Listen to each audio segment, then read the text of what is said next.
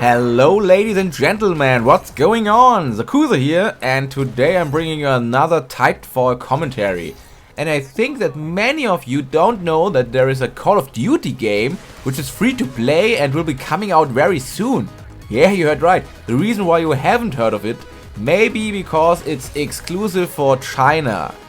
That's right, Chinese players get to play the same Call of Duty which we are all paying $50 for free. And it is a far better one as well. The game is called Call of Duty Online and features a full single player experience, a greatest hits collection of multiplayer maps from past Modern Warfare and Black Ops titles, and a survival mode. The undead are taboo in Chinese culture, so they have been replaced with cyborgs. You heard right, the best maps from all Call of Duties in one game, and you can't have it. Yes, thank you very much, Activision. If Activision would release such a game here, I bet you 99% of all Call of Duty players out there would buy it and love it. But I guess then no one would buy the overpriced DLCs with old maps anymore. So I kinda understand Activision in that point. There are currently 350 million PC gamers in China and over 100 million of them play shooters. And with Call of Duty Online, Activision is trying to get a piece of that Chinese delicious cake that is free-to-play titles. Currently, the Korean online shooter Crossfire is king of the hill with up to 4 million players online. It looks like an ugly Counter-Strike clone and plays like one too. That means no aiming down sight, for example. In order to make sure as many of those players can access Call of Duty Online, Activision has already minimized the size of the client and is handling most of the processing on servers. As new modes and maps are added, players won't need to pay for new content.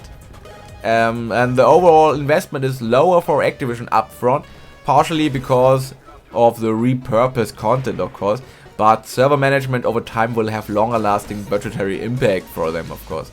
Monetization comes in many of the same ways that Western titles coax money from users.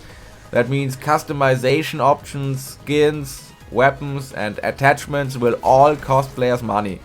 But the major difference between the West and China is a difference in perspective on pay to win. Fun fact, Chinese players avoid collectibles on the ground. For instance, in the game mode Kill Confirmed, which is about picking up dog tags left by friendly and enemy players, Chinese testers were actively avoiding them.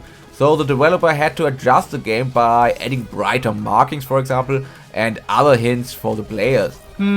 Players not collecting dog tags in order to keep a high KD ratio. That sounds kind of familiar.